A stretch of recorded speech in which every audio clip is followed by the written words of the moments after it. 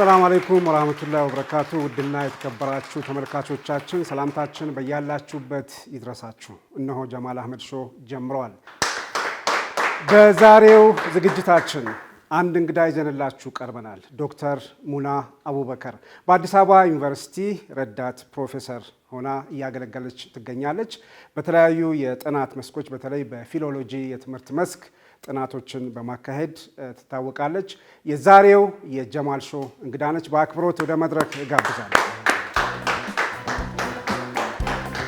እንኳን ደህና መጣሽ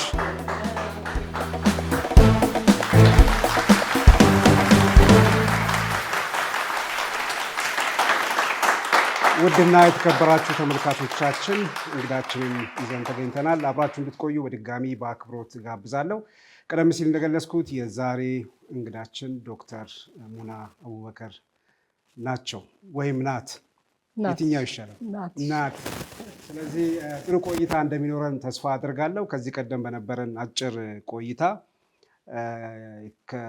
ከኛ ተመልካቾች ጋር የተዋወቅሽ ይመስለኛል የተወሰኑ ያንቺን ህይወትና ትምህርት በተመለከተ ለማንሳት ሞክረናል ግን ሰዓቱ በቂ አልነበረም አሁን ሰፊ ጊዜ ወስደን ስለ አንቺ ህይወትም ስለ ትምህርትም ብዙ መናወራ ይመስለኛል ዝግጁ ነሽ ዝግጁ ነኝ እሺ ዶክተር ወደ ኋላ መለስ ብለን የልጅነትሽን የትምህርት ጊዜሽን እንድታጫውችን እንፈልጋለን በእርግጥ በነበረን አጭር ቆይታ የአባድር ትምህርት ቤት ተማሪ እንደነበርሽ ሰፈርሽንም የተወሰነ የገለጽሽልን ነገር ነበር ልጅነትሽን እስቲ ያስታውሽን ያ እኔ እንግዲህ ሁሌ ትዝ የሚለኝ ስለ ልጅነቴ ጨዋታ ነው በጣም ጨዋታ ወድ ነበረ መሮጥ ኳስ መጫወት እግር ኳስ መጫወት እግር ኳስ ቴኒስ ቴብል ቮሊቦል እንግዲህ ሐረር ወፍጮ ሜዳ የሚባል ነበር አሁን ትምህርት ቤት ተሰርቶበታልና ያኔ እዛ ነበር ምንውለው እና ብዙ ያልተጫወትኩት ጨዋታ ያለ አይመስለኝም በጣም ተጫውቻለሁ እኔ ልጅነትሽ ካልከኝ ጨዋታ ባንድ ቃል ግለጭ ካልከኝ ጨዋታ ያ ሐረር ስቲ ሐረር ነው እዚህ ሰፈራችን ባለፈው ነግሬያችሁ ነበረ ከዚህ በታች ሐረር ወፍጮ የሚባል ወፍጮ ቤት አለ ሜዳው እሱ አጠገብ ነው እዛ ሜዳው ላይ ነበር የሚጫወተው ከቤታችን በጣም ቅርብ ነው የሰፈሩ ሰው ሁሉ የሚጫወትበት ነበረ ያ እዛ ልጅነትሽ ስታስታውሺ ነው ትዝም ይልሽ ያ የትምህርት ጊዜሽስ ትምህርት ቤት አካባቢስ ትምህርት ቤት እንግዲህ እኔ ኤሌመንተሪ ወይንም እስከ ሃይ ስኩልም ቢሆን ብዙ ከትምህርት ጋር ጥሩ ግንኙነት መጥፎ ግንኙነትም አልነበረኝም ጥሩ ግንኙነትም አልነበረኝም ጀስት እኛ ቤት ምንድነው ሰርቲፊኬት ይዘን ስንመጣ አባቴ ቁርአን ይታያል ከዛ በኋላ ቁርአኑ ብቻ ነው ሌላ ነገር ይሄ የትምህርት ቤት ሰርቲፊኬት ሲመጣ ማለት አዎ የአባድር ትምህርት ቤት እና እሱ ቁርአን ይታያል ቁርአን ላይ ችግር ከሌለብህ ሌላው ችግር የለውም ስለዚህ አይ ቲንክ ብዙ ለአካዳሚ ቦታ የሚሰጥ ፋሚሊም አልነበረም ጀነራሊ ግን የሚወድቅም ተማሪም አልነበረም የሚያስቸግር ተማሪም አልነበረም ግን ራንኪንግ መሆን አለባችሁ ብሎም ጫና የለውም እኔም እንደዛው አጋጣሚ እንደውም ወንድሞቼ ሌሎች እህቶቼም ደህና ራንኪንግ ተማሪም ያለበት ቤተሰብ ነው ግን እኔ እስከ 10ኛ ክፍል እስክል ድረስ ሲሪየስሊ ትምህርትን አልወስድም ነበር ያ አጋጣሚ እንደውም የልጅነቴን ሳስታውስ አሁን ከአካዳሚክሱ ጋር ያለኝ አሁን አቺቭመንት የደረስኩበት 3 ዲግሪ በጣም ነው የሚገርመኝ እና ያኔ የነበረው እንትን ጀስት አቨሬጅ ተማሪ አንቺ ብቻ ነበርሽ ወይስ አንቺን ባንቺ ዙሪያ ያሉ ያንቺ ጓደኞች ኳስ ሜዳ አካባቢ ነበር የነበርሽው አይደል አዎ እዛ አካባቢ ያሉ ተመሳሳይ የአቨሬጅ ተማሪ ነበራችሁ ወይስ አንቺ ብቻ ነበርሽ አዎ ጓደኞቼም ያው ነን ራንኪንግ ተማሪ ብዙም አልነበርኩም ጓደኛም እንደዛ ነበረኝ። የኔ ጓደኞች አልኩ ጨዋታ የሚወዱ ናቸው። አብዛኛው ያ ነበርና ላይፌ ሜጀሬ ጨዋታ ነው። ስለዚህ ጓደኞቼም ከዛ ጋር የተገናኙ ነበሩ። የትምህርት ክትትልሽ ከየት ወዴት ነበር? ከኤሌመንተሪ የተማርሽ ከዛ ወዴት ሄድሽ?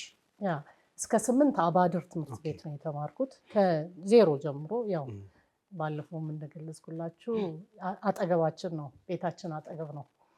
ከዛ በኋላ ደግሞ አወሊያ ሃይ ስኩል አወሊያ፣ ምክንያቱም ያኔ ሃይ ስኩል አልነበረም አባድር እና አባድር አወሊያ ትምህርት ቤት ሃይ ስኩል ተማርኩ። ስለዚህ 2 ትምህርት ቤት ብቻ ነው የመጀመሪያው አባድርና አወሊያ ሃይ ስኩሉን ሙሉውን አወሊያ። የቋንቋ የአረብኛ ቋንቋ ትምህርት በይበልጥ የተከታተልሽው የት ነው? ትምህርት ቤት ሁለቱም ጋር በደንብ ይሰጥ ነበር? አዎ እንግዲህ አባድርም በዛ ሰዓት ጥሩ ትምህርት ቤት ነበረ እኛ ስንማር። አረብኛም አንዱ የምንማረው አንዱ ብቻ ሳይሆን አክቹአሊ በደንብ በብዙ ሳብጀክቶች የምንማረው ነበረ። አወሊያም እንደዛው። አወሊያ እንደውም 10 ይደርሳል መሰለኝ በአረብኛ የምንማረው በጣም ይበዛል። አወሊያ ተፍሲር አለ፣ በላጋ አለ፣ አደብ አለ፣ ወደ ቅኔውም በኋላ ሃይ ስኩል ላይ 10ኛ 11ኛ በላጋና ሰርፍ ናሁ ግራመሩ ራሱ በእንደዚህ አይነት ሁኔታ ነው። ከዛ በኋላ ኢስላሚክ አለ ከቋንቋው ባሻገር ተውሂድ፣ ተፍሲር፣ ፊቅህ፣ ሲራ እነዚህን ሁሉ እንወስድ ነበር። ያ ግን እንደሚሰጠን አልነበርንም። ብዙ ቦታ አንሰጠውም ነበር አረብኛ እኔን ጨምሮ። እኔ እንደውም አረብኛ ላይ ደህና ነኝ። አባድርም እያለው ፌቨራይት ሳብጀክቴ አረብኛ ነው። አወሊያ ላይ እንደውም ቀዘቀዘ እና አሁንም ደህና አረብኛን ተማርኩበት ምለው ትምህርት ቤት ነው። ግን የራሴ የተፈጥሮ ፍላጎት የሚቀለኝ ሳብጀክት መወደው ሳብጀክት ነበረ። እሱ ረዳኝ። ያው ከዜሮ አልጀመርኩም። ትምህርት ቤቶቹ ከፍተኛ አስተዋጽኦ አድርገውልኛል። ግን የራሴም በሱ ትምህርት ላይ ፌቨራይት ሳብጀክቴ የነበረ በመሆኑ በጣም ተጠቅሜያለሁ ብዬ አስባለሁ። ሜይ ቢ አንድ ነገር መጨመር የምፈልገው አረብኛም በተመለከተ ዩኒቨርሲቲ ስንገባ ዩኒቨርሲቲ ነን ክሬዲት ተብሎ አረብኛ ቋንቋ ይሰጥ ነበር። ዲፓርትመንቱ ሳይቋቋም አሁን ዲፓርትመንቱ አለ። ፈረንሳይኛ፣ ጣሊያንኛ ይሰጣልና ዩኒቨርሲቲም ስገባ ነን ክሬዲት ማንኛውም ሰው የሚማረው ነው። እዛም ገብቼ ለመማር ለማሻሻል ሞክሬያለሁ። ከአረብኛ ጋር ጥሩ ፍላጎትና ኢንተረስት አለኝ። ስለዚህ ከልጅነት እየተማርሽው ከቁርአን ቤትም ከአባድርም ከዛ ወሊያም ዩኒቨርሲቲም ስትገቢ ሞር እየተከታተልሽ ቋንቋውን በደንብ ለማዳበር ለመናገር ችለሻል ማለት ነው። ሞክሬያለሁ። ከ12ኛ ክፍል በኋላ የተለያዩ ምርጫዎች አሉ። ዩኒቨርሲቲ ለማጥናት የሆነ ትምህርት ለመከታተል ከውጤት በኋላ በዚህኛው የትምህርት ዘርፍ እከታተላለሁ ያልሽው ምንድን ነበር? ያ የመጀመሪያ ፍላጎቴ እንግዲህ ቲያትሪካል አርት ነበረ። ያው ሃይ ስኩልም እያለሁኝ ክለቤ አርት ክለብ ነው እና ያው የወላጆች ቀን ምናምን ሲኖር መድረክ ላይ አልጠፊም። የልጅነትም ጨዋታ መውደድ አለ። እነዛ ተጨምረው ከአርት ጋር ያ አይ ቲንክ ጨዋታና አርት ይያያዛል ብለህ ነው? ያው ራስን ለመግለጽ ለመጫወት፣ ዘና ለማለት መድፈር ወደ ቲያትሩ ለመምጣት ያግዛል የሚል እምነት አለኝ። ያ እኔ አልስማማም በዚህ። ለምን መሰለህ? እኔ አሁን ሊትሬቸር እወዳለሁ። እንደውም እንደ ሆቢ ከስፖርት እንቅስቃሴ ከልጅነቴ ባሻገር በጣም ሊትሬቸር አነባለሁ፣ ቲያትር እከታተላለሁ። ሶ አይ ሃድ የቲያትሩ በጣም ፍላጎት ነበረኝ፣ እስካሁንም አለኝ። ስለዚህ አንድ ቲያትር እንጠብቃለን። እሺ ቀጥይ። እንትና ማን ነው ኢሳም ሀበሻ እሱ እንትን ምንድነው የነጃሽን ፊልም ሰራለው አለ መባል ዘዛ ስልኩን አፈላልጌ ደውዬለታለሁ አላነሳልኝም በዚህ አጋጣሚ አንድ ፊልም እንኳን ልስራ የሚል ያው በዛ ሰዓት አባቴ ይቀበሉኛል ብዬ ስላላሰብኩኝ ነው የተውኩት በሰዓት ካላርት ማጥናት የተውሽው ግን ማንን አየሽ አንቺ አሁን ቲያትር ለመስራት ስታስቢ የሆነ ያየሽው ነገር የወደድሽው ከዛ እኔም እንደዚህ ሊሆን ያልሽው ነገር አለ ነበር ያ ማለት እከታተል ነበር ቲያትሮችን እነ ሙናይ መንበሩ እነ ማን ነው ፍቃዱ ተክለማርያም በጣም ማደንቃቸው ቲያትር ብዙ ጊዜ ገባ ነበር አገር ፍቅር ብሔራዊ ቲያትር ምናምን በጣም ማዘጋጃ ኢቭን ማዘጋጃ አዲስ አበባ ዩኒቨርሲቲም ባህል አዳራሽ በተለያየ ጊዜ ነበር እንደውም ኤክስፐሪመንታል የሆኑ ስራዎች ይቀርባሉ ይገርምሃል ዲፓርትመንቱን ጆይን አላረኩም ግን አንድ እኔ ጋር ጓደኛ የነበረ ልጅ ነበርና እሱ ገባ ከገባ በኋላ ሴት አልነበረም የኛ ባች ላይ ሶ አይ ቶልድ ሂም እንትን የሴት ካራክተር ከፈለጋችሁ ጥራኝ አልኩት እና አንድ ሁለቴ ሞክሬያለሁ አይ ትራይድ እሱን በኋላ እየተውኩት መጣሁኝ ማለት ያኔ ሂጃብም ብዙ እንትን አልነበርኩምና እንትኑ ዲፈረንሱ ብዙ አልነበረም ሂጃብ ማድረግ ከጀመርኩኝ በኋላ ግን እንትኑ ሂጃብ ነው ማድረግ ጀመርሽው ዩኒቨርሲቲ ሰከንደሪ ያለው መሰለኝ ሰከንደሪ ለምንድን ነው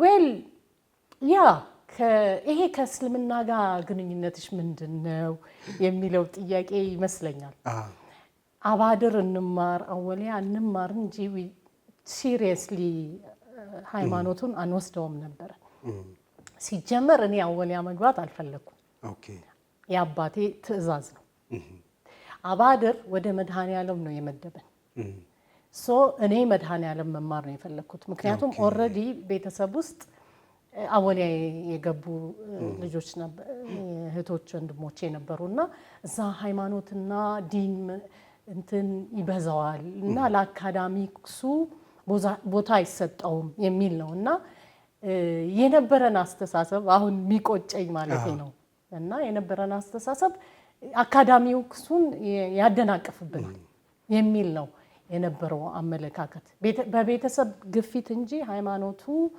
ገብቶኝ ደስ ብሎኝ አይደለም የገባሁት እንደውም ያው በግፊት ነው ግን አሁን አወሊያ የተማረ ሰው በተለይ ሴቶቹ ሂጃብ ሳይለብሱ እንዳልሽው ሃይማኖታዊ ትምህርቶችንም እየተማሩ እንደገና ደግሞ አካባቢው እንዳለ የትምህርት ቤቱ ማህበረሰብ ሙስሊም በሆነበት ሁኔታ አስገዳጅ አልነበረም በዛ ጊዜ ወይ ደግሞ ትምህርቱ አልነበረም ወይ ሂጃብ አረ በጣም ነው የምንማረው ትምህርት እንዳወሊያ ሃይማኖት የምትማርበት ቦታ አለ አረ በጣም ነው የምትማረው አልኩህ እኮ ሲራ ትማራለህ ሲራ ማን እንዳስተማረን ታውቃለህ ሼክ ሰኢድ የሱመያ መስጊድ አላህ ይርሐማቸው ሼክ ሰኢድ ሱመያ መገናኛ እንዴት እንደሚያስተምሩት እኔ አሁን ይቆጨኛል ዛሬ ትዝ ይለኛል ሲያስተምሩን የነበረው እኛ ግን ያው ለሜንታሊቲ ወሳኝ ነው ይሄ ነገር እኔን ያደናቅፈኛል ከአካዳሚክሱ የነበረው አመለካከት ይሄ ነበር እኔ ብቻ ሳለው ሂጃብ እኮ ብዙ ያኔ እኮ አይለበስም ብዙ ሰው አይለብስም ሂጃብ በኋላ ነው አሁን ነው እንደ ከልቸር የሆነው አወሊያ ምንድነው አንገታችን ላይ ነው የምናስቀምጠው ከዛ ኡስታዝ ሲመጣ የተውሂድ አስተማሪያችን ነበር ኡስታዝ አደም ሼክ መሐሙድ አላህ ይርሐማቸው ሼክ መሐሙድ አርፈዋል የተፍሲር አስተማሪያችን ሼክ አደም የተውሂድ አስተማሪያችን ናሁ ያስተማረን እኮ ሼክ አብደላ ናቸው ሼክ አብደላ ናቸው ማለት እንትን ብቃታቸው በጣም ጥሩ ብቃት ነበራቸው የዛኔ ለኛ ሃይ ስኩል ማስተማራቸው ሼክ አብደላ ድሪስ ማለት ናቸው ሼክ አብደላ ድሪስ በላጋ አላህ ይርሐማቸው ሼክ መሐመድ ኡስማን ይባላሉ በጣም ደስ የሚል አዳብና በላጋ ምን ሸመድደው የአረብኛ አዳቦች ሊትሬቸር እና በቃ አንተር ኢብኑ ሸዳድ በጣም ፌመስ የአረብኛ ላይ ሊትሬቸር ላይ እነሱን ነበር ምን ይኸውልህ ምንድነው አህያ ማር ተሸክማ ዊሎስቲ ግን ሙሉ ለሙሉ ደግሞ አልተው ነው ሙሉ ለሙሉ እኔ የገባኝ ሃይማኖቱ ጥቅሙ ዩኒቨርሲቲ ስገባ ነው የገባኝ ለካ ትልቅ ነገር ነው ያስኩት የነበረው ያስተማሩን የነበረው የሚለው የገባኝ በትክክል ዩኒቨርሲቲ ስገባ ነው ያኔ ምልህ አታቀውም ቫልዩን አታቀው ምን እንደሚያደርግልህ አታቀው እና አይ ቲንክ ይሄ ነው ዋናው ቁም ነገሩና ማለት አሁን እኛ ቤት ሂጃብ ማይለብስ የለም አባቴ ፊት ያው ሂጃብ ቦርሳ ውስጥ ታስቀምጣለህ ይዘህ ትሄዳለህ ይዘህ ትመለሳለህ አባቴ የሚያውቁት ሂጃብ እንደምናረግ ነው አላህ ይርሐማቸው እና ግን በኋላ ለራሳችን ነው የጀመርነው እኔ ደግሞ ዩኒቨርሲቲ ስገባ ሳየው በጣም ጥሩ ላይፍ ላይ እንደነበርኩኝ የገባኝ የአወሊያ ላይፍ የዲን ላይፍ ዩኒቨርሲቲ ከገባሁኝ በኋላ ነው ሶ ለዛ ነው ሂጃቡም ሰላቱም ተጀመረው ከዛ በኋላ ነው ያ ሶ ግን ምንድነው መሰለህ ሁሌ ሃይማኖት አሁን ልጆቻችንን ስናስተምር ሃይማኖት ከልጅነት ማስተማር ጦርነቱ ምንድነው መሰለህ ጠፍተህ አጠፋ አንድ ቀን ይውል ስትፈልገው መዘህ የምታወጣው ነገር ነው አደ ኢንዶ ዘዴ አንደኛ ይገባሃል ምክንያቱም ቃል አላህ ቃል ረሱል የፈለክ ኔግሌክት ብታረገው ሐቅ ቮሊዩም አለው ዌይት አለው ሶ ያ ነገር አንድ ቀን መምጣቱ አይቀርም እና በሰዓቱ እንዳሁኑ አይደለም እኔም ተመልሼ ብማር ኖሮ ብዙ ጊዜ ብያለሁ እንደዛ እንዴት አይነት ዓሊም ይወጣይ ነበር የዲን ከነበረን ያስተማሪዎች ጥራት ሰብጀክት ብዛት በጣም ምርጥ አስተማሪዎች ነበሩ ኦኬ የሞቱትም አላህ ይርሐማቸው ያሉትም አላህ ያቆያቸው ኸይር ጀዛ እኔ እላለሁ በእነሱ ዱዓ ነው መጭ አደይንዶ ዘዴ ደህና የተመለስ ነው ብዬ አስባለሁ ስለ ቲያትር አንስተን ነው እዚህ ውስጥ የገባ ነው እንመለስበታለን ተመልካቾቻችን እየተከታተላችሁ ያላችሁት የጀማል አህመድ ሾን በነጃሺ ቲቪ ነው የትም ሳትርቁ ጠብቁን ካፍታ ቆይታ በኋላ ተመልሰን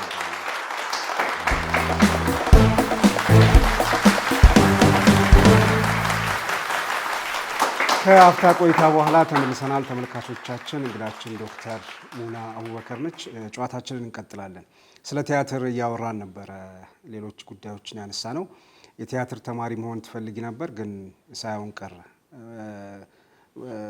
ያንን ዲፓርትመንት ለመግባት አፕላይ አድርገሽ ነበር አላረክሽም ግን ፍላጎት ብቻ የነበረው ቲያትር እንደው በሞክር ብለሽም ጠይቀሽ ነበር ያው የተወሰኑ ሙከራዎችን አድርገሻል እውነት ነው ግን አልቀጠልኩበትም ምንድነው መሰለ ፕሮብለም ያሁንም እኮ አልኩ ውስጤ ለልጄ ዝነግረው ማም ስቲል አለ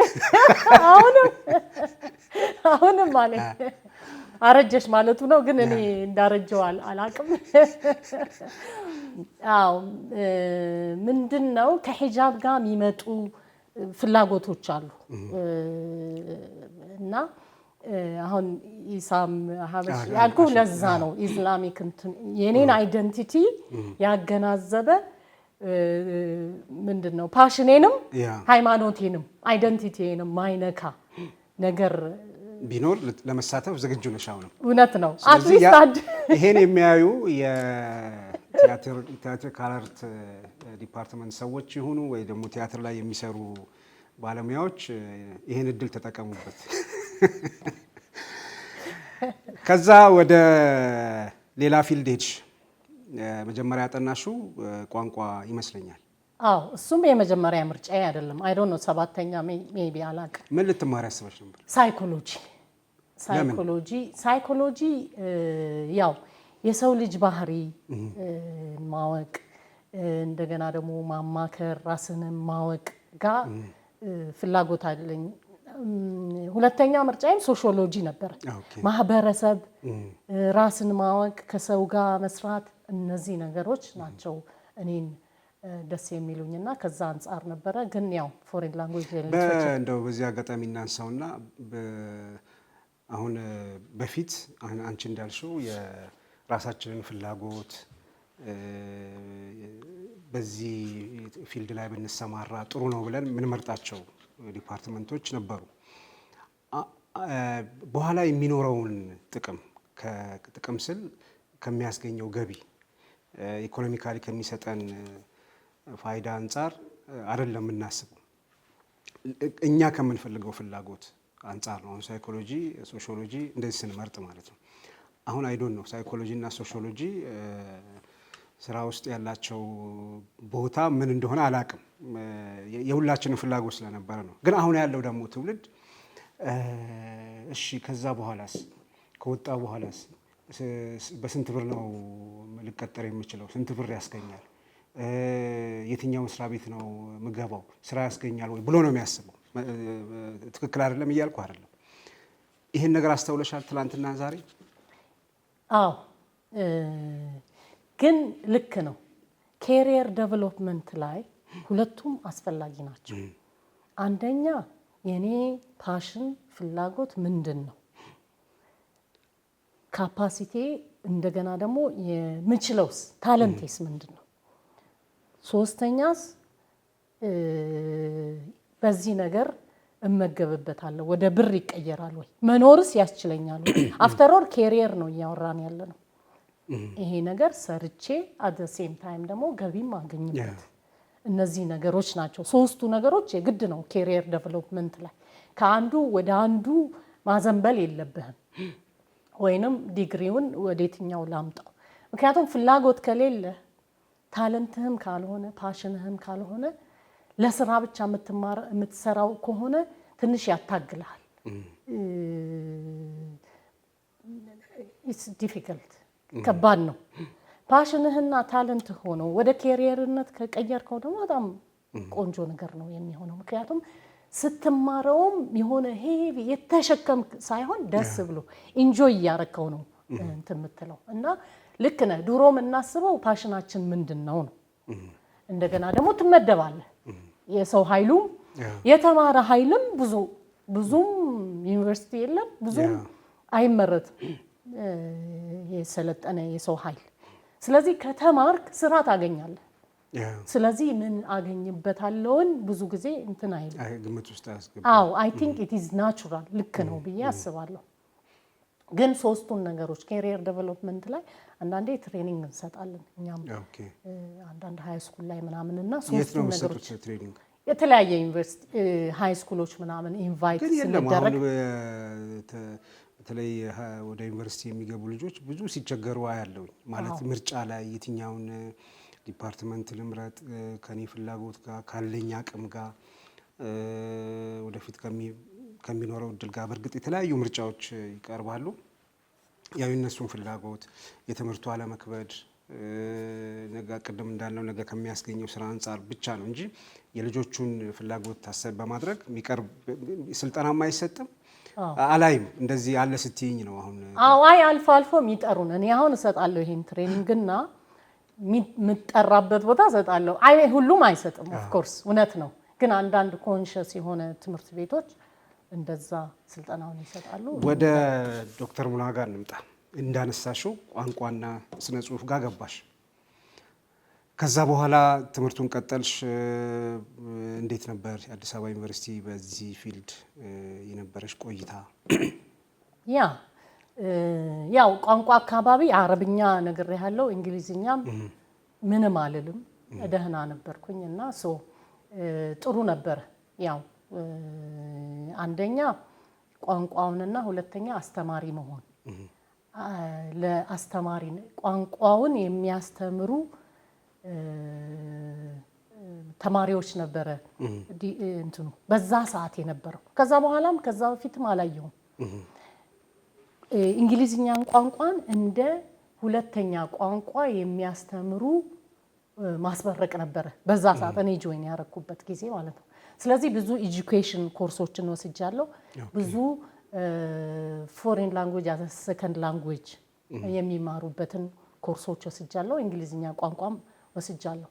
ሶ ኤጁኬሽናልም ነበረ ቋንቋውንም ነበረ ቋንቋው አንደኛ ቋንቋው አለ ሊንጉስቲክስ ኤሌመንቱ አለ ሊትሬቸሩ አለ እንደገና ደግሞ ኤጁኬሽኑ አለ የቋንቋው የራሱ የእንግሊዘኛ ባህሪ አለ እነዚህ ነገሮች ነው ያጠና ነው እና ለኔ ጥሩ ነበረ ብዙ አርቅም ከቋንቋ ጋር እንዳልኩ ነው ካልቸር ቋንቋ አርት እንደገና እንዳልኩ ብዙ ደግሞ ስነ ጽሁፎችንም ስለማነብ የነበረው ብዙ ክብደት አልነበረውም ደህና ነበረ እንደገና ደግሞ ጠቅሞኛልም at the end of the day አስተማሪ ነው የሆንኩትና እዛው የት ማስተማር ጀመርሽ መጀመሪያ ያስተማርኩት እንትን ነው አባድር ትምህርት ቤት አባድር መካኒሳ ወደ ትምህርት ቤትሽ መጣሽ ማለት ነው አዎ አባድሮች እንግዲህ ብዙ ናቸውና አዎ ያው አባድር ብቻ መጣሽ ምንም ምን አለ አባድር መጣ አባድር አስተማርኩኝ 2 አመት እንዳስተማርኩኝ እንግዲህ ልጆች መምጣት ጀመሩ ቋንቋ አስተማርሽ እንግሊዝኛ ራሱ ነው ያስተማርኩት ከዛ በኋላ እዛው እያለ 2 ልጅ መጣ በአመት ነው የወለድኩት ኦኬ ስለዚህ ትዳር ያስሽው አዲስ አበባ ዩኒቨርሲቲ የተማርሽ ነው አይደለም ኖ ግራጁዌት ካረኩኝ በኋላ ነው ትዳር ያስሽው ትዳር ያስኩት ግራጁዌት አረኩኝ ትዳር ያስኩኝ የተለያዩ ስራዎችን ቀጥታ ከኔ ጋር ከቋንቋው ጋር ዝምድና የሌለው ሰርቻለሁ የተለያዩ ስራዎች ሰርቻለሁ አጫጭር ጊዜ ቢሆንም ከወጣሁኝ በኋላ ያገኘሁትን የመጀመሪያ ደሞዜ 200 ብር ነበር ማለት ያገኘሁትን ልስራ በሚል ማለት ነው ሶ ከዛ 400 እያልኩኝ ነው እና ማንኛውም ያገኘሁትን ሰርቻለሁ አልተቀመጥኩም እሺ ወደ እንትኑ እንመጣለን ግን መሀል ላይ የልጆች ስታነሺ የቤተሰብ አመሰራረቱን እስቲ ንገሪኝ እስቲ እንዴት ቤተሰብ መሰረትሽ እንዴት ነበር ትምህርትና ልጆች እስቲ እሱ ላይ እናውራ ኦኬ ትዳር የመሰረትኩት እንግዲህ አጋጣሚ አንድ ባች ነን ከልጆች አባት ጋርና ያው እንተዋወቃለን እንዳልኩ እኛ ከገባን በኋላ እስልምና ላይ ጥሩ ሆነናል የኛ ባች እንዳለ አጠቃላይ ከዛ ፊት የነበረው ባች እንግዲህ ዲን ከፍሮ ይወጣል ነው የሚባለው እኛ ሰልመን መውጣት የተጀመረበት ጊዜ ነበርና እንደዛ ሙስሊሞቹ ጋር ምናምን እንዲ እንተዋወቃለንና አጋጣሚ ከወጣን በኋላ አንድ እኔንም እሱንም በደንብ የሚያቅ ሰው ሙና ይሄ ሰው ፊት ታርጋላችሁ የሚል ሐሳብ አቀረበ እውነትም ፊት እናርግ ነበርና ቁጭ ብለን አንድ ቀን ነው ያወራነው ያን ቀን ወሰንኩኝ አንድ ቀን ተገናኛችሁ አንድ ቀን ትዳር መመስረት እንዳለባችሁ ወሰናችሁ አዎ ማለት ልክ ነው ያ ሰጀስት ያደረገው ሰው ትክክል ነው አልኩኝ ምክንያቱም እንደዛ ነበር የሚያሰብኩት for the sake of suggest ስትደረግ ብቻ ለማናገር ነበር መሄድኩትና ያው እኔም መጀመሪያው ነው ተመርቄ አገባለሁ የሚል ዝም ብሎ አወራለሁ ተመርቄ ነው ማገባው በሚል ብዙ ጊዜ አወራለሁና ምክንያቱም ዩኒቨርሲቲ ባለሁበት ጊዜ እኔ ምንም አይነት ጥያቄ አላስተናገድም ነበር መጀመሪያ ትምህርት ከዛ በኋላ ትዳር አዎ መሐል የለውም ምንም ነገርና ሶ የሱ ሙና እርግጠኛ ነኝ እንዲ አይነት ኦኬ እሺ ካልክ ምክንያቱም በርቀት አቋለውና እኔ አልመሰለኝም ግን እስቲ ምናምን አልኩኝ አንድ ቀን ተገናኘን ያን ቀን ወሰንን አይ ቲንክ በ2 ወር ምናምን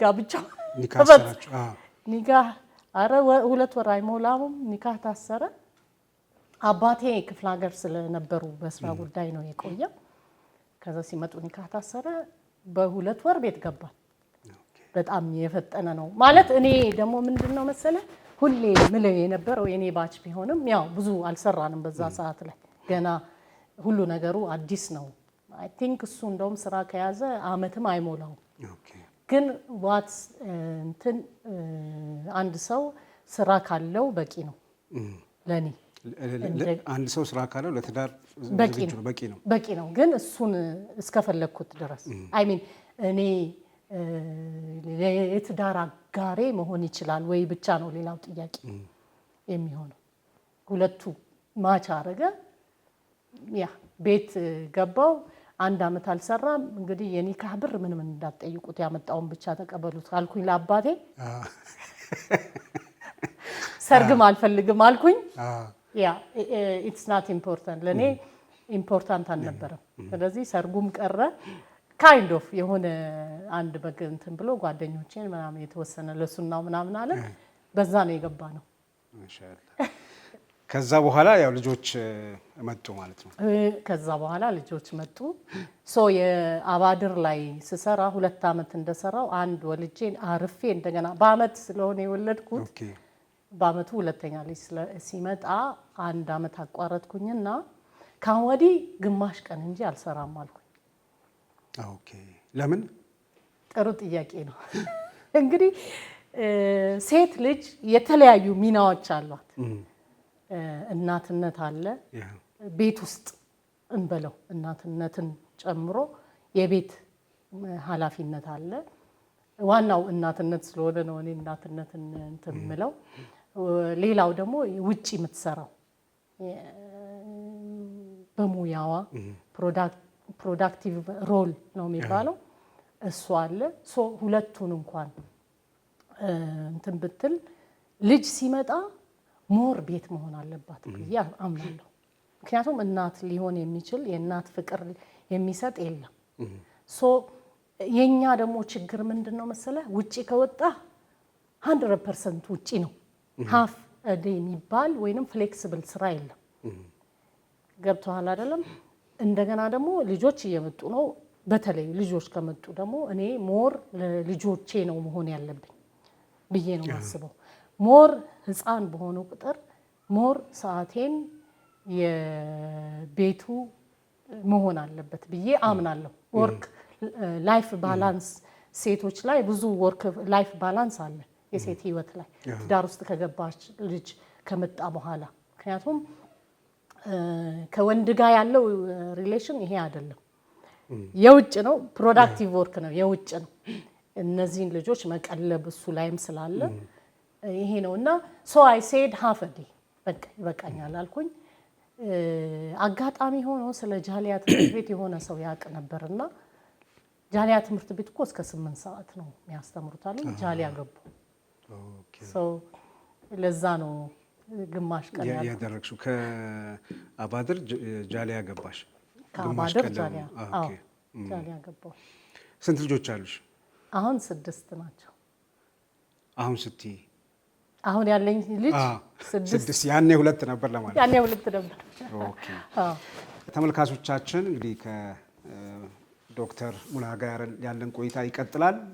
ስለ ቤተሰብ እያወራን ነው እዚህ የደረስነው። ከአፍታ ቆይታ በኋላ ተመልሰን እንገናኛለን። የትም ሳትርቁ ጠብቁ።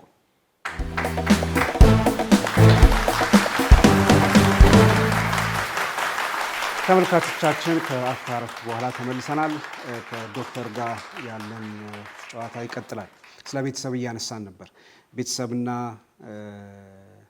የትምህርት ስራ፣ የማስተማር ስራ ልጆች ከማሳደግ ጋር አይከብድም ወይ? እንዴት ነበር በአጠቃላይ ቤተሰብ ከመምራት ጋር? ያ ይከብዳል ይከብዳል። ግን እኔ ምንድነው መሰለህ ጥሩ የሆነልኝ በኋላ ላይ ትምህርት ቤት መመስረት ቻልኩኝና ልጆቼና እኔ ምንውልበት አንድ ቦታ ሆነ። ስለዚህ ብዙ አያጨናንቀኝም ነበር። ግን ያው እንደኔ እየተማረ እየሰራ እንደገና ደግሞ እናትነቱ እየጨመረ ስትሄድ ግን ይከብዳል። ያው ያልቃል የሆነ ነገር። አሁን ለምሳሌ ለፒኤችዲ አሁን አንተ ብትመዘገብ ያልቃል፣ ሰዓቱ ይሄዳል። ሰዓቱ ያጨናንቅህና ይሄዳል እና ክብደት አለው፣ ሰፖርትም ይፈልጋል። ከዚህ ጋር ተያይዞ ብዙ ሙስሊም ሴቶች ወደ ዩኒቨርሲቲ ሲገቡ በእርግጥ ከዩኒቨርሲቲም በፊት እኔ አሁን አንዳንድ ጊዜ የምታዘባቸው ነገሮች አሉ። ሃይ ስኩል ውስጥ ሆነው ብዙዎቹ ትዳር የመሰረቱ አሉ፣ ወይ ደግሞ ሃይ ስኩልን እንደ አንድ የትምህርት ጊዜ ቆይታ አድርገው 12ኛ ክፍል በቂ መሆኑን ተወስዶ ራሳቸውን ለትዳር ብቻ የሚያዘጋጁ አሉ። የዩኒቨርሲቲ የመግባት እድል ያላቸው አቅምም ያላቸው ልጆች ደግሞ ዩኒቨርሲቲ ከመግባት ይልቅ ሌላ የትዳር ህይወት ውስጥ የሚገቡ አሉ። ትዳር ያስፈልጋል። በእርግጥ ዩኒቨርሲቲ ቆይታ ኖሯቸውም አንድ የትምህርት አይነት አጥንተውም ከዛ በኋላ ደግሞ ወደ ስራ ዓለም መግባት ሲገባቸው ወደ ትዳር ዓለም ገብተው ከትዳርም በኋላ ስራው ላይ የማይቀጥሉ የቤት እመቤት ሆነው የሚቀጥሉ ብዙ ሴቶች አሉና አንቺ ደግሞ እነዚህን ዓመታት በሙሉ በትምህርትም በትዳር ህይወትም ከዛ በጥናትና ምርምርም እንደዚህ አልፈሽ አይተሽዋልና ምንድነው ካንቺ ሌሎች ሊማሩ የሚችሉት? ይቻል ነበር ወይ? ሌሎቹ ያልቻሉበት ምክንያት ምንድነው? በእርግጥ ሁሉንም ማለት አይደለም፣ ያው በታዘብኩት ልክ ነውና አንቺ ሴት ያየሽው ነገር አለ ወይ ከዚህ አንፃር? ልክ ነው። በተለይ አሁን 12ኛ ክፍል ሆነው በቃ ልጨርሰው እንጂ ባል ፈልጌ አገባ እንዲህ አይነት አባባሎች አሉ። ኢቭን ሃይ ስኩል ላይ ሳይጨርሱትም ሃይ ስኩልም ብዙ ነው የሚልም አለ። እኔም የገጠመኝ ማለቴ ነው። እኔ ምን እንዴት አየዋለሁ መሰለ፣ እውቀት አስፈላጊ ነገር ነው። የቤትም ቤትም ሁን ምንም ነገር ሁን ልጅ ለማሳደግ እኮ እንደውም የበለጠ እውቀት አያስፈልግም ብለህ ነው። ምክንያቱም ልጅህን ልትቀርጽ ነው። አንተን እያየ ነው። የመጀመሪያ ትምህርት ቤቱ አንተ ነህ። ምንድነው እንደውም በአረብኛ እኮ አለ አንድ ግጥም አልኡሙ መድረሰቱን ኢዛ አዕደተሃ አዕደተ ሻዕበን ቀይመን የሚል አንድ የግብፃዊ ገጣሚ ሾጥ ነው የሱ ይመስለኛል። እና ኤኒዌይ ትምህርት ቤት ነህ። ለልጅህ ነው ሁሉ ነገር መስጠት የምትፈልገው። ምክንያቱም ትዳር ከተመሰረተ በኋላ አንድ እንደ ሴት ደግሞ እናትነት ይከተላልና ሰው ለዛም ያስፈልጋል እውቀት። አሮን ነው ምልህ አካዳሚክሱ አለ ኦፍ ኮርስ ብቻውን በቂ ላይሆን ይችላል። ወደ ኬሪየርም ይሄዳል። አይምሮህንም የማሰራት ሁኔታ አለ እና ባይት ሰልፍ መከበር አለበት እውቀት። ሰዎች አይደለንም ከእንስሳ ጋር የሚለየን እኮ አንዱ ጭንቅላታችን ነው፣ አንጎላችን ነው፣ አስተሳሰባችን ነው። ሶ ፎርማሉም ይሁን ኢንፎርማሉ እስከ ኬሪየር ዘልቆ የሚሄድ በተጠና መልኩ ደግሞ የሚሰጥ ስለሆነ ነው አካዳሚክሱ ፎርማሉ ማለት ነው። ኢንፎርማልም የተለያዩ ኮርሶችም ሊሆን ይችላል። ይሄ መዘጋጀት አለበት። ምክንያቱም አንተ የምትሰራው በኋላ አክሽንህ ከዚህ የመነጨ ነው የሚሆነው። ሜንታሊቲህ ነው ከዛ በኋላ ያሉትን ነገሮች የምትሰራውን ነገር የሚቃኙት። ሶ ለሴትም ለወንድም እውቀት ያስፈልጋል። ለሚያገባና ትዳር በቂ ነው ላለም ባይዘው እኔ የቤት እመቤት ለኔ ክቡር ሙያ ነው። ፎርሚ የቤት እመቤት በጣም እሱ ወላ ኪችኑም አካባቢ በሙያ ደረጃ ጥሩ ራሱ የቻለ ስራ ነው። ትልቅ ስራ ከማንኛውም መደበኛ ስራ የበለጠ ስራ ትልቅ ስራ ነው። ግን ይሄ ማለት እውቀትን አያስፈልገውም ማለት አይደለም። ራስህ ኤክሰርሳይዝ ባረክ ቁጥር በማንኛውም ተመረቅ። ጭንቅላት እንደ እንትን ነው የሚባለው፣ እንደ ሞተር ነው የሚባለው። ፊዚካል ኤክሰርሳይዝ ጡንቻ፣ የአእምሮ ጡንቻ ነው የሚያዳብረው።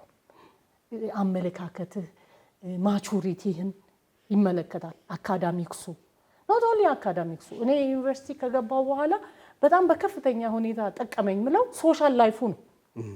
ዶርም ገብተህ ከዛ ሁሉ ከኢትዮጵያ ሪፕሬዘንት የማአት አይነት ባህሪ አለ ምን አለ። ከዚህ ሁሉ ሰው ጋር ለመጀመሪያ ጊዜ ተገናኝተህ ደግሞ ኢንተራክሽን ኮሚኒኬሽን ከሰው ጋር ያለ ተግባቡት ማህበራዊ ማንነታችንም እንደገና ደግሞ ጭንቅላታችንም ይሄ የሰው ባህሪ እንደመሆኑ መጠን ይሄ ዴቨሎፕ ያደርገዋልና እኔ ሪከመንድ አደርጋለሁ ለሴቶች በተለይ መማርን ሪከመንድ አደርጋለሁ። የስ ለሴት ልጅ ህይወት ከባድ ነው ኢነሴንስ። አሁን ለምሳሌ ቤተሰብ ጋር እንዲህ እየተዋየን ምናምን አገባች። ከዛ በኋላ ሰርታ ማታውቀውን ውጪ ትሰራለች። ከዛ ቤት ዘመድ ይመጣል፣ ቡና ታፈላ። አይ ሚን ኢትስ በርደን አለው እንደ ኢትዮጵያዊ አፍሪካዊ። አይ ዶንት ኖ እንግዲህ ፈረንጆች ኪችንም አንድ ላይ ይገባሉ ይባላል። ከዛ ሁሉንም አንድ ላይ ትሰራዋለህ። ገብቶሃል? እዚህ ግን የናቴ ሚና ሁሉ እኔን ይጠብቀኛል። የአባቴንም ምንም ሳላስቀር ፉል ታይም እሰራዋለሁ። this is a problem። ዋና ችግሩ ይሄ ነው። መረዳዳት ላይ ያተኮረ አይደለም። ይሄ አሁን በተለይ ያገቡ ያሉ ልጆች ላይ ከፍተኛ የሆነ ጫና፣ ምክንያቱም ቤትም ብዙ ጊዜ ስለማናሰራቸው ድሮ ወንዱን አታሰሩም ሴቷን ብቻ ነበረ። አሁን ወንዱንም ሴቱንም አናሰራም። ስለዚህ ትዳር ውስጥ ስትገባ እሱ የውጭውን ነው የሚሰራው፣ እሷ የውጭውንም። ስትመለስ ደግሞ ሁሉ ነገር ከእሷ ይጠበቃል። there are problems ግን መቅረፊያው መንገድ ትምህርትን ማቆም ነው ብዬ አላምንም። አንድ ጊዜ ከአንድ ሰው ጋር በዚህ ጉዳይ ላይ ስናወራ ሴቶች በተለይ እየተማሩ እያሉ ትዳር ይመጣላቸውና ወንዶች አይ እኔ አስተምራታለሁ ይላሉ። ቤተሰብ ደግሞ የሆነ ኮሚትመንት አስገብቶ ልጁን ይሰጣል። በኋላ አይማሩም ወይ አይቀጥሉም እና እንደዚህ አይነት ነገር ይከሰታል። ስለው እባክህ ሴቶች እኮ ከተማሩም ችግር ነው፣ እስልምናው ላይ ያስቸግራሉ። ስለዚህ በጣም በተማሩ ቁጥር እነሱን በጣም ለመምራትና አብሮ ለመኖር የሚያስቸግር ነው የሚሆነው። ስለዚህ በቂ ነው የሚል አቋም ይዞ ሲከራከረኝ ነበር። አዎ ልክ ነው ማለት ለሁላችንም ይሄ የተደበቀ ነገር አይደለም። ልክ ነው ማለት ስትይ እኔም አውቀዋለሁ ማለት እኔም አውቀዋለሁ። ይሄን አባባል ለሁላችንም የተደበቀ አይደለም አባባሉ። ግን ምንድነው መሰለ እኔ ማየው እንግዲህ ወንድ ልጅ ካገባ በኋላ ትዳር ላይ የቤት አባወራ ሊደሩም መሪውም ነው። ይሄን ደግሞ ከሃይማኖት ነው የምንማረው፣ ከአካዳሚክሱ ላይሆን ይችላል። ምክንያቱም ይሄ አካዳሚክሱ ላይ እንደውም ዌስተርኑ ላይ ያለ አይመስለኝም። እኩልነቱ በጣም እንትን ያለ ይመስላል። ግን ይሄን ከሃይማኖት ብቻ ነው የምትማረው። አካዳሚክሱ ቢመጣም ባይመጣም ሃይማኖቱ በደንብ ካለ ብዙ ችግር አለ ብዬ አላስብም። ምክንያቱም የሴቷ ሚና አለ፣ የወንዱ ሚና አለ። ይሄ ማለት ደግሞ አይተጋገዙም አይተባበሩም ማለት አንተ አጠገብህ እኮ አሁን ለምሳሌ በምሳሌ ስንወስደው አንድ ፕሬዝዳንት ካለ ጥሩ ወዚር ካለው ማን ነው ፕራይም ሚኒስተር ኦር ብስለት ያለው ኦር አማካሪ ካለው ያ ሀገር እኮ በደንብ ይመራል። ቤተሰብም እንደዛ ነው። ሊደሩ ባል ነው። ግን አጠገብህ ያለው ሊደር ነው ማለት ምንም ሚና የለውም ማለት አይደለም። አጠገብህ ያለው ሰው ያለው ማቹሪቲ፣ ብስለት፣ እውቀትም፣ ሃይማኖትም በአካዳሚክስ ላይፍን የሚረዳበት ያ ላንተ አጋዥ ነው እንጂ የሚሆነው ትሬት አይሆንም። እኔ እንደዛ ነው ማየው። ፕሮብለም አይደለም። ምክንያቱም ተጋግዘህ ነው አምባገነን መሆን ካልፈለክ በስተቀር ማለት ነው። እኔ ደግሞ ያው አምባገነን መሆን አለበት ብዬ አላስብም። ለካምፓኒ ማናጀሩም እኮ አምባገነን አይደለም። የሌሎቹን ይዘህ ነው እኮ የምትመራው። ያን ሁሉ ደምረህ ነው ያንን ሁሉ ሪሶርስ እውቀት ደምረህ ነው ይዘህ የምትሄደውና አጠገብህ ብስለት ያለው ጥሩ ሰው ካለ ቤቱ በደንብ ይመራል። አይ እንደውም ኔጌቲቭሊ አፌክት ያደርጋል። ኔጌቲቭሊ አንተም ወደ ኋላ ነው የምትለው። ሆነ አትመራም፣ በጥሩ ሁኔታ አትመራም። ምክንያቱም የእሷ አስተዋጽኦ አለው። መሀይምነት የበዛው ከሆነ አንተም ወደ መሀይምነቱ ነው አጋዥ ይፈልጋል። ተጋግዘህ የምትሄደው ተናበህ የምትሄደው አይ ቲንክ በዚህ መልኩ ይመስለኛል ለኔ። እኔ እንደዛ ነው አንደርስታንድ ማድረግ ኢንሻአላህ። ጥሩ ስለ ቤተሰብ ይሄን ያህል ካልን ወደ ሌሎች ጉዳዮች እንለፍ። ከሁለተኛ ዲግሪሽ በኋላ ወደ ሌላ ጥናት ነው ያለፍሽው። ግን ከዛ በፊት አዲስ አበባ ዩኒቨርሲቲ እንዴት ገባሽ? ማለት በመማሩ ሳይሆን በማስተማሩ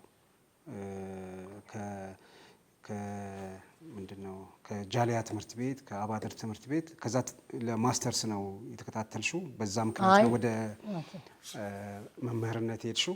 መሀል ላይ ሚስ ያደርግነው ነገር ካለ? አይ ሌላ ትምህርት ቤት ደግሞ የግድ ማነው ጓደኞቼ ትምህርት ቤት እየከፈቱ ነበርና ኢንቫይት አድርጉኝ አንድ ላይ መምህር ስለሆንኩኝ እና እንደዚህ አንድ ላይ እንረዳዳ የሚል ኢንቪቴሽን ቀረበልኝ።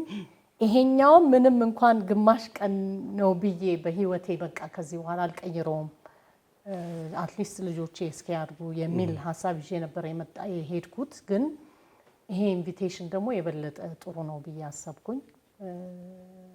እንትናቸው ጥሩ ነው ምክንያቱም በዛ ሰዓት ላይም በተወሰነ ዲንም ነበረው።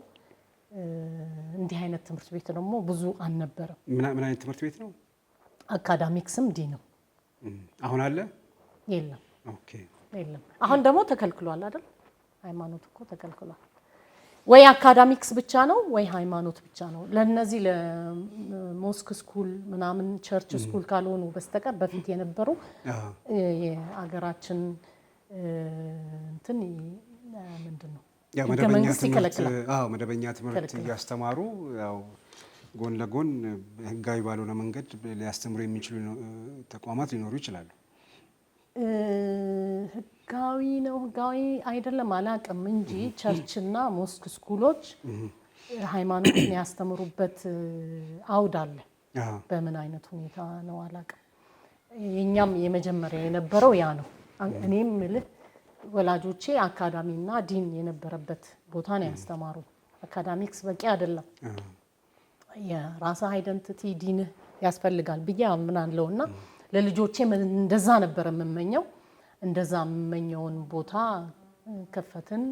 እንደገና ልጆቼም በእርግጥ አደጉበት። የተወሰነ ጊዜ ቆይቷል። የተወሰነ ጊዜ ቆይቷል።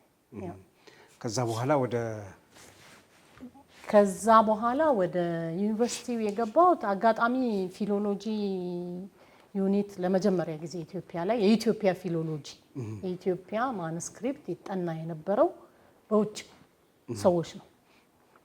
መጀመሪያ ጀርመን ከዛም ጣሊያን ከዛም የተለያዩ አሁን ብዙ ሀገር ካናዳ፣ አሜሪካ ብዙ ቦታ ላይ አለ ጥናቱ እና ኢትዮጵያ ላይ ግን አልነበረም። የኢትዮጵያን ማኑስክሪፕቶች ማጥናት ለውጭ ዜጎች ብቻ ነበር፣ እዚህ አልነበረም። እና ለመጀመሪያ ጊዜ ሲከፈት በዛ አጋጣሚ ሰምቼ ባለፈው በነገርኳቸው መሰረት ተቀላቅያለሁ። አጋጣሚ ነው የገባሁት እዛ ማለት ነው። ተማርኩኝ። ውጤቴ ቆንጆ ነበር። ስለዚህ ምንድነው ከውጭ መምህራን ይመጣሉ፣ ጣሊያኖች ነበሩ፣ ያስተምሩናል። እኛ የመጀመሪያ ምሩቃንና ጥሩ ውጤት ያመጣነውን እዛው አስቀሩ። ከነበሩት ተማሪዎች መካከል ደግሞ ብቸኛዋ ሴት ነበርሽ? ብቸኛ ሴትም ነበርኩኝ።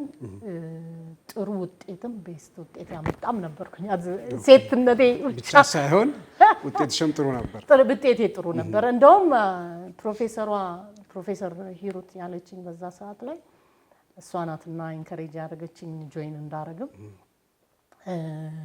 ሁሉም አስተማሪዎች አንቺን ነው የጠቆሙት ነው ያለችኝ።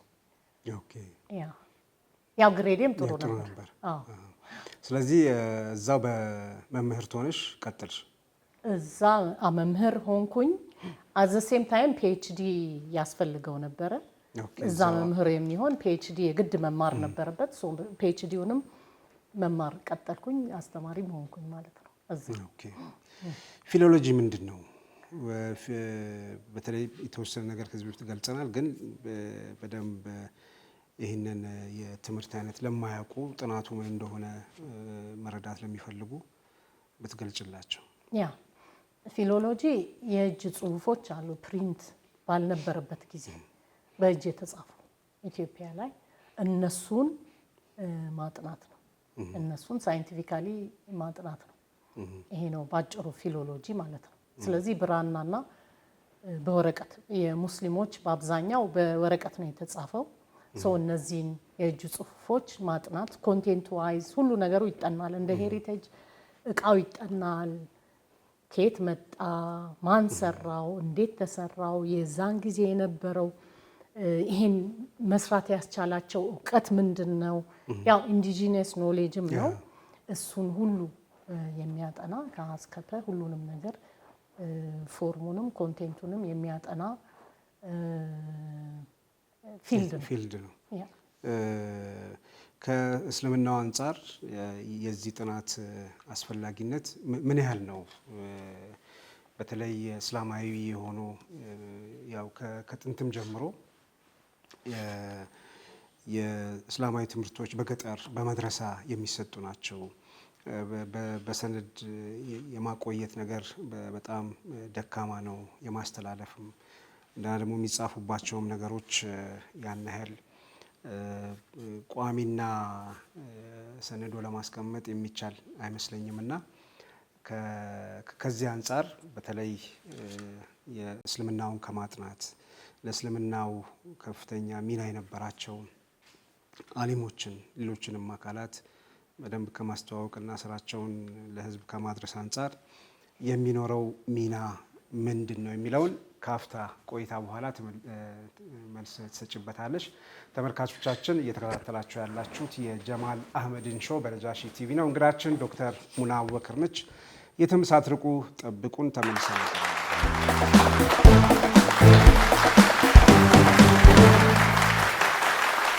ተመልካቾቻችን ከአፍታ እረፍት በኋላ ተመልሰን ተገናኝተናል። ቀደም ሲል ያነሳኋቸው ጥያቄዎች ነበሩ። ፊሎሎጂ በተለይ ከእስልምናው አንጻር ሊኖረው የሚችለውን ጠቀሜታ ብዙ ሰው አይገነዘብም። ይህን ትምህርት የሚከታተሉ ብዙም ባይባል ጥናት የሚያደርጉ ሰዎች አሉ። ግን ምንድን ነው አበርክቶ፣ ምንድን ነው ጥቅሙ? ያ እንግዲህ የአንድ ማህበረሰብ ታሪክ ወይ በጽሁፍ ታገኘዋለህ፣ ወይ በቃል ታገኘዋለህ፣ በስነ ቃል ታገኘዋለህ፣ ወይንም በማቴሪያል በቁሳቁስ ፓላስ አርኪኦሎጂካል የሆኑ ፋይንዲንጎች በእነዚህ ሁሉ ነው የሚገኘው። ላኪሊ እንግዲህ እኛ አያቶቻችን ጽፈዋል። ጽሁፍ ደግሞ የሚታየም ነው። እንደገና ደግሞ የሚታይ ብቻ ሳይሆን ሰውየው ደብዳቤ እንደጻፈልህ አስበው። ተናገረ፣ በጽሁፍ ተናገረ ማለት ነው። ኦኬ አርኪኦሎጂ ፓላሱ ካለ የዕደ ጥበቡን ውጤት ታውቀዋለህ። በእርግጥ በቃል ደግሞ ተወራርሶ የሚመጣ አለ። ግን ሰውየው የዛሬ 500 ዓመት ራሱ የጻፈው ነገር ነው የምታነበው በጽሁፍ በቋንቋ እና ኮሚኒኬት ያደርግሃል ማለት ነው። ሶ ከዛ አንጻር ታሪካችን ነው። ያው ኩቱቡ ሰማዊያ ሁሌ የመጽሐፍት ባለቤቶች በመጽሐፍ ነው ሃይማኖቱ የሚመጣው። ከዛ በኋላ ደግሞ መጽሐፉ ሊነበብ ከአንዱ ሰው ወደ አንዱ ለማስተላለፍ ኮፒ ይደረጋል። እንደገና ደግሞ ቋንቋው የተጻፈበት ቋንቋ አስተምሮቶቹ ለምሳሌ አሁን የኛ ዲፓርትመንት ከተመሰረተ ጀምሮ ፊሎሎጂ ኢትዮጵያ እዚሁ አዲስ አበባ ዩኒቨርሲቲ ከተመሰረተ ጀምሮ ከሃይማኖት አንጻር የተጻፉ ጽሁፎች አሉ። ከባህል አንጻር የምናገኛቸው ነገሮች አሉ። ከቋንቋ አንጻር የምናገኛቸው ነገሮች አሉ። ይሄ ሁሉ የድሮ የአያቶቻችን እውቀት የነበራቸው ተጽፎ የምናገኘው ነው ማለት ነው። ቁርአን ላይ ተፍሲር አለ። ለምሳሌ እነሱ ራሳቸው ለምሳሌ አንድ የተሰራ እንትን ብነግርህ ፔፐር ብነግርህ አረብኛ አለ፣ በአጀም በኦሮምኛ ቋንቋ ዙሪያው ላይ ሪማርክ አለው። ቋንቋውን መገልበጥ ብቻ አይደለም፣ ቁርአኑን መገልበጥ ብቻ አይደለም፣ ሰዎቹ እንዴት ይረዱታል፣ እንዴት ተፍሲር ይሰጡታል ጭምር አለበት። ሐዲስ አለ፣ ተፍሲር አለ፣ ፍቅህ አለ። ሃይማኖት አንፃር ማለት ነው። እንደገና ደግሞ ከሌሎች ባህላዊ የሆኑ ነገሮች ላይ የመድኃኒት ቅጠሎች አሉ። ፖለቲካል የሆኑ ያኗኗር ዘይቤዎች አሉ እና እነዚህን ነገሮች ሁሉ ታገኛለህ ማለት ነው። ከቋንቋ አንፃር አንደኛ 10 የኢትዮጵያ ቋንቋዎች በአጀም በአረብኛ ፊደል ተጽፈዋል።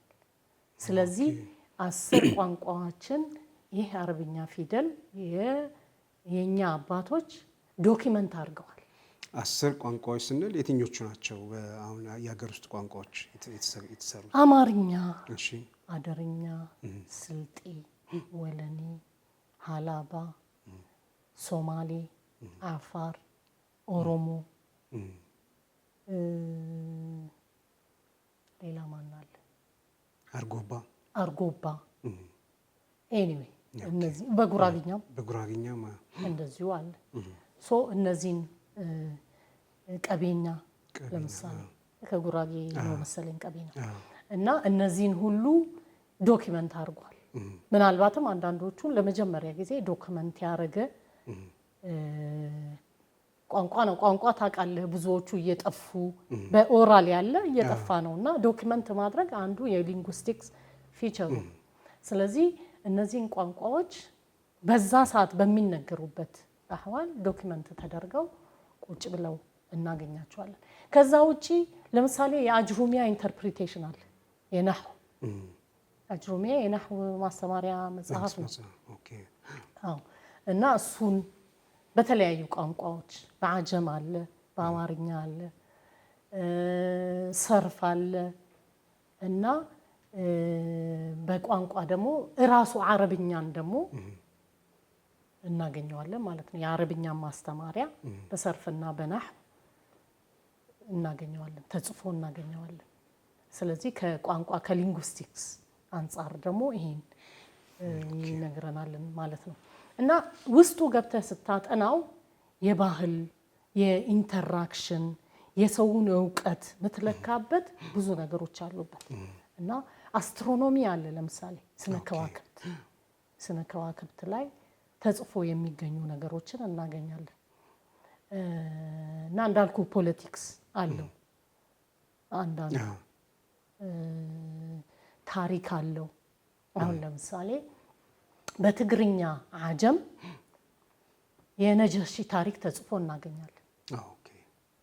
በአረብኛ ፊደል በትግርኛ ቋንቋ የነጃሺን ታሪክ እናገኛለን።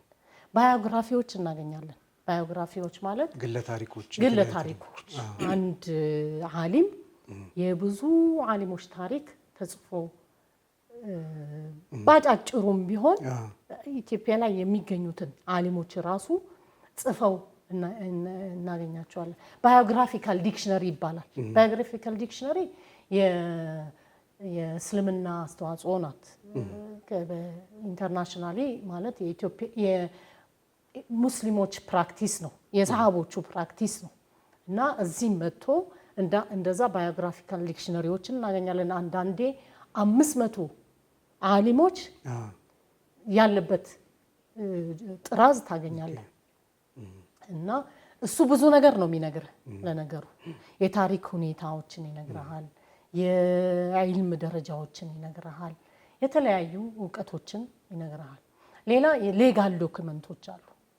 ለምሳሌ የፍርድ ቤት ውሎች የ19ኛው ክፍለ ዘመን የፍርድ ቤት ውሎ ሀረር ላይ በየቀኑ ይጻፍ ነበር። እዛ ላይ ብዙ ነገር ነው እኔ ራሴ ያጠናሁት። አንደኛ የሴቶች ሌጋሊ ሴቶች እንዴት ነበር የሚታዩት የሚለውን ፍርድ ቤት ሴት መታ እንግዲህ ዓለም ላይ 19ኛ ክፍለ ዘመን ላይ ሴት ፍርድ ቤት ትቀርባለች አትቀርብም፣ ምን ያህል እንትን ትለዋለህ ታውቀዋለህ አላውቅምና ችግር ነው የነበረውና ፍርድ ቤት ቀርባ ራሷን ለመከላከል የምታደርገው ጥረት ማለት ነው። ይሄ አሁን በዛ ጥረት ብቻ አይደለም፣ ብቻዋን መቅረብ ትችላለች። ወንድ ይዛ ሳትመጣ ማን ነው የሚያናግረው? ገብተዋል። ዓለም ላይ ብዙ አይነት ሴናሪዎች አሉ እና እነዛን የ19ኛው ክፍለ ዘመን እዚህ አገር ላይ የነበረ አንድ አስፔክት ላይፍ ያየውበት ነው። ጀንደር አስፔክት ላይ ከሴቶችና ከወንዶች አንፃር ከፐርሰናል ፕሮፐርቲ ራይት አንፃር ውርስ አለ ወይ? ሴቶች ይወርሱ ነበር ወይ? ብር አላቸው ወይ? ምክንያቱም እዛ ፍርድ ቤት ዶክመንት ላይ ታያለ መሬት ሀዲያ ሲሰጡ ታያለ ሴቶች። ፎር ዛት ማተር አት ዘ ሴም ታይም አብዛኛው ማህር በመሬት ነው።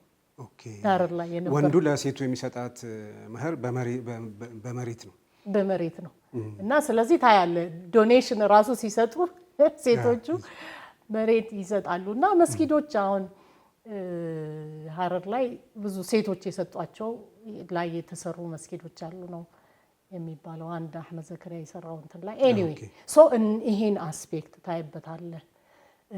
ስሌቨሪ ተጠቅሷል። መሰለን ስሌቮች ጀስት ስለ ስሌቭ ሳይሆን አብዱን ይዞ መጣ አይነት እንትኖች አሉና እሱን በዛ ጊዜ የነበረው የስሌቭ ሁኔታ ባሪያ ሁኔታ ምን ይመስላል ያንን የሚያስረዳ ነገር መስራት ትችላለህ። ስለዚህ ሌጋል እንትኑ ደግሞ ብዙ ነገር ነው ይሄ አንቺ ሰራሹ ከሌጋል አስፔክት አንፃር እንመጣበታለን። ግን ከዚህ ካነሳሽ አይቀር በዛ ዘመን የነበሩ በተለይ ዘመንን ከማሳየት እንደገና ደግሞ አንዳንድ ፐርሰናል የሆኑ ወይ የግለ ህይወታቸውን የፍቅርም ሊሆን ይችላል የቤተሰብም ሊሆን ይችላል ወይ አሳዛኝ ወይ አስደሳች ስሜታቸውን የሚገልጹበት በዛ ዘመን የነበረውን ማህበረሰብ አኗኗር ሁኔታ ስሜት የሚያሳዩ ሰነዶችን ታገኙ ነበር ወይ? እንደው ከዚህ አንፃር ለየት ያለ የምታስተውሹው ነገር ካለ? ያ ምንድነው መሰለህ አብዛኛው የሚጽፈው ዓሊሞች ናቸው የሚማሩትም ዓሊሞች ናቸው። የሃይማኖት ትምህርት ነው። ትንሽ የመጽሐፍ ዕውቀት ያላቸው ሃይማኖቱ ጋር ተያይዞ ነው የምትማረው። አካዳሚክስ ቦታ የለውም። ገበሬ ከሆንክ አባት ያስተምርሃል እዛው ኢንፎርማሊ ማለት ነው እንጂ ትምህርት ቤት አትሄድም። በኋላ ነው የዘመናዊ ትምህርት ቢያንስ 3 ነገሮች ጨምሮ የመጣው ሳይንስ፣ ቋንቋ፣ ሂሳብ 3 ነገሮችን እየጨመረ መጣ። መጀመሪያ ያው የሚኒሊክ ዘመን ነው በአብዛኛው ይሄ አካዳሚ የምንለው ነገር የመጣው። ከዛ በፊት ግን ሃይማኖት ብለህ ነው የምትገባው።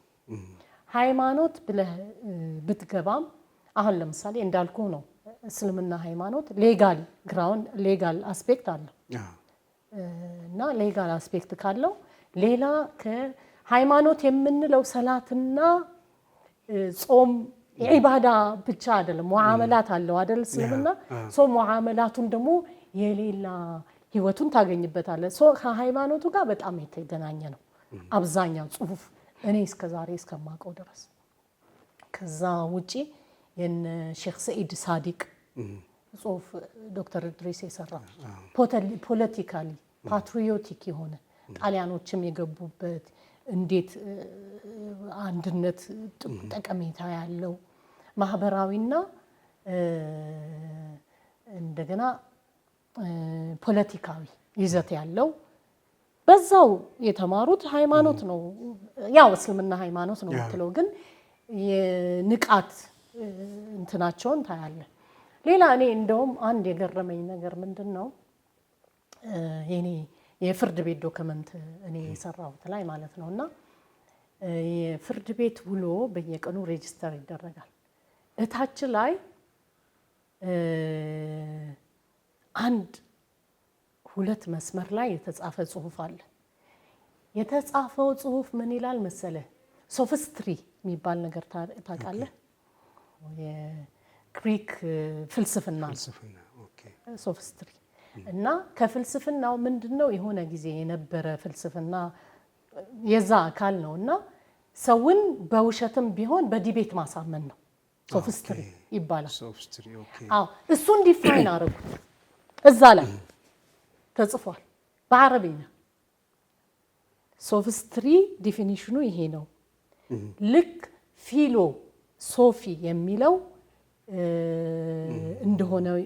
እንደሆነ ሁሉ ሶፊ ስትሪ ብለው ዲፋይን አድርገውታል በዛው ጽሁፍ በዛ ሰዓት እንግዲህ የዛሬ 2 ዓመት 100 ዓመት የተጻፈ ነው። ሰው ምንድነው መሰለህ እዚህ ላይ ታውቃለህ እስልምና ከመጣ በኋላ በተለይ ደግሞ ይሄ ዳርክ ኤጁ ላይ የሰለጠነው ዓለም የምትለው ዳርክ ኤጅ ነበረ። እስልምና በዛ ሰዓት የነበሩ ክላሲካል ዶክመንቶችን ትራንስሌት ያደረገበትና ለዓለም ሙስሊሞች ያበረከቱት ሆኖ እናገኘዋለንና እነዛ መጽሐፎች እጃቸው የሚገባ ይመስለኛል። እነዚህ ሰዎች እኚህ ሰው እርግጠኛ ነኝ ስለ ሶፊስትሪ ስለ ፊሎሶፊ አንብበዋል፣ ማስታወሻ ይዘዋል እዛው ዶክመንት ላይ ዝቅ ብለው ሶ ያነቡ ነበር። ምንድነው ያው ሐጅ ትሄዳለህ፣ ሐጅ ስትመለስ መጽሐፎችንም ምናምን ይዘህ ትሄዳለህ። እንግዲህ ሞስት ፕሮባብሊ ኢትዮጵያ ላይ ያለው ሰርኩሌሽን መጽሐፎች የሚመጡበት 2 ነው።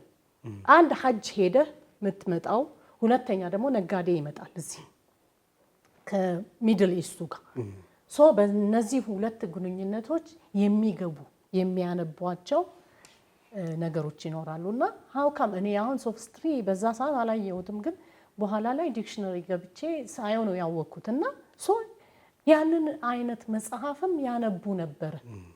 ከዚህ ውጪ ሌላም የለም ደግሞ ማለት ከእንትን መዛግብቱ ውጪ ሌላ ነገር አላየሁም። ይሄኛው ኖት ሲቀር በራሳቸው ጽሁፍ ስለሆነ የዛ የቃዲው ጽሁፍ ነው እና ከነዚህ ከእንትኖች ከሙዓመላ ከዲን አስፔክት ብቻ ሳይሆን ደግሞ ከሌላም አንፃር ያው ማንበብና መጻፍ የሚችል ሰው እኮ ጥሩ ነው። ሁሌ ካነበበ ከጻፈ ሌላም ነገር ያነባል እና እነዚህ ይሄ የገረመኝ ነገር ይሄ ገርሞኛል። በጣም ጥሩ። በባንቺ በኩል ደግሞ በተለየ መንገድ ያጠናሽው ጥናት አለ። እነዚህ በእጅ የተጻፉ የቆዩ ማኑስክሪፕቶችን ለማጥናት ስትመርጪ የሴቶች ብቻ ቢሆን ብለሽ ወስነሽ በሐረር የምትገኝ የአንዲት ሴትን ማኑስክሪፕት አጥንተሻል። ምንድን ነበር የእሷ ማኑስክሪፕት የሚነግረን? ስለ ዘመኑ ምን ያወራል እና ምን አገኘሽ አንቺ? በእነዚህ ላይ ያንቺን ምላሽ እንፈልጋለን። ከአፍታ ረፍት በኋላ ተመልሰን ምላሽ ትሰጭበታለሽ። ተመልካቾቻችን የትም ሳትርቁ ጠብቁን። እየተከታተላችሁ ያላችሁት የጀማል አህመድ ሾውን ነው። ተመልሰን እንገናኝ።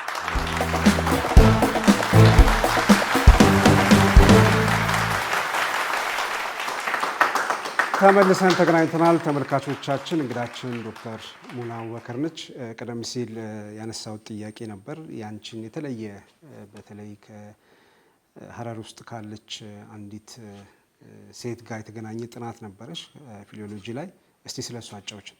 ኦኬ ያ ባለፈው እንደገለጽኩላችሁ እንግዲህ እኔ ብቻ ሴት ነኝ እና ሴት የጻፈው መፈለግ አለብኝ ብዬ ሀሳብ ወሰንኩኝና አጋጣሚ ከሐረር የመጡ አብደላ ሸሪፍ ይዘው የመጡት ማኑስክሪፕት መሃል አለ አሉኝ። እሳቸውን ነው ያጠናሁትና አይ አመቱላ ወይ ከቢር አመቱላ በመባል ይታወቃሉ።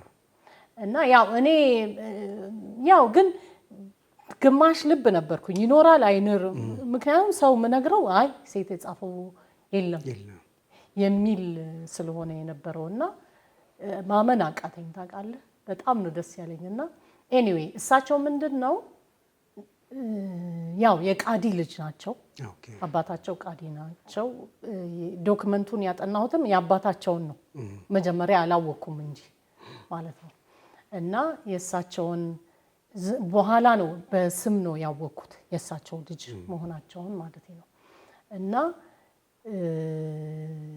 በዛ ሰዓት ላይ ማንኛውም ከቢር ወይንም ሼክ ይሄ የሃይማኖቱ አስተማሪ ዓሊም የሚጠራበትን ከቢር በሚል ይጠሩ ነበር። አንዱ ስያሜያቸው ከቢር ነው።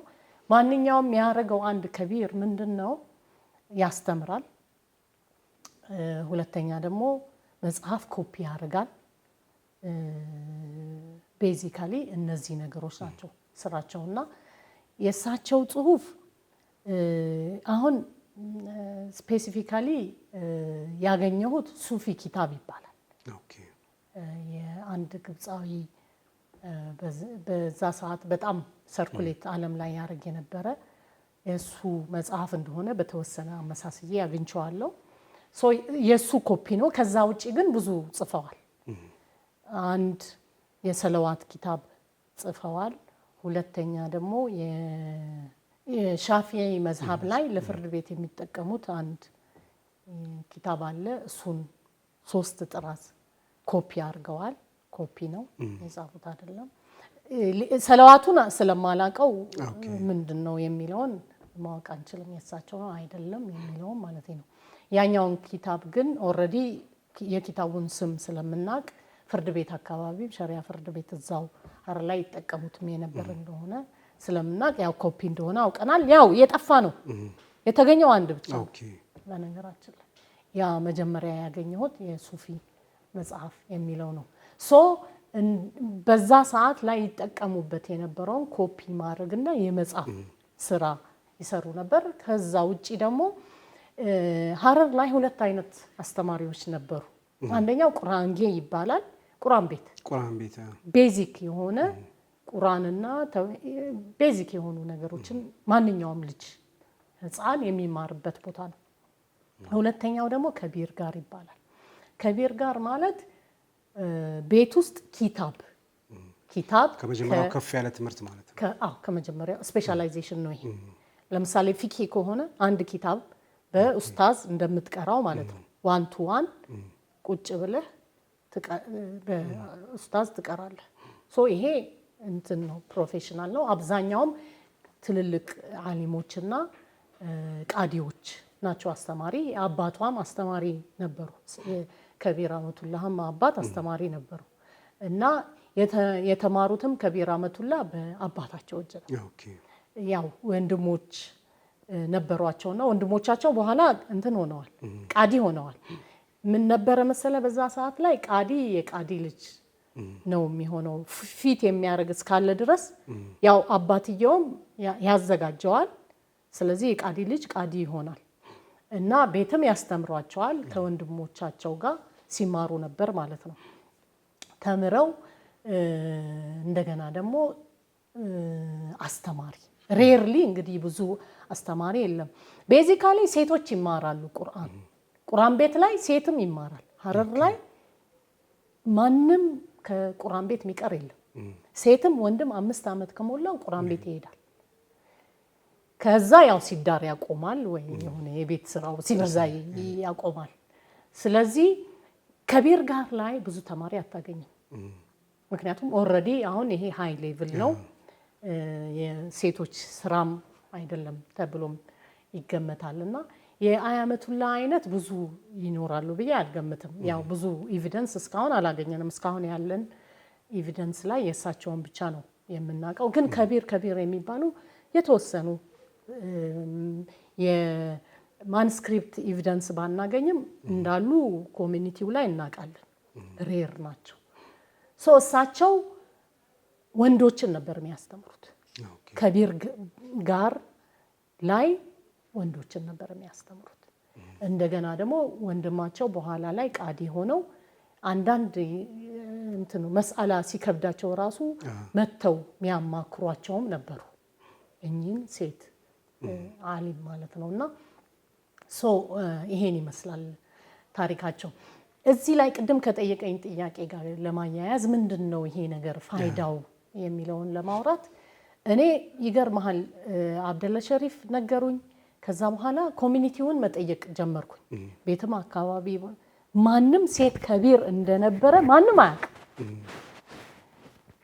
አረ ሴት ምናምን ነበር የሚለኝ። የጻፉት ጽሁፋቸውን በጣም ያምራልና እሳቸው የጻፉት ምናምን የሚል ነገር እንትን ነበርና በኋላ ላይ ኢቭን ሀረር ሲሄድ አብደላ ሸሪፍ ደወልኩኝና እሺ ኢንፎርማንት ማን ነው የሚያብራራልኝ ምናምን ብዬ ስጠይቃቸው አሉ እኔ ያገናኝሻለሁ። ሄጄ እስከሚያገኙኝ አላመንኩም ነበር አለ ብዬ ለማህበረሰቡም ገና የልጅ ልጆቻቸውን ነው ያገኘሁት። 3 ወንዶች ነበሩ። አሁን አላህ ይርሐማቸው ወዲያው ያው ትልልቅም ስለነበሩ አሁን አርፈዋል።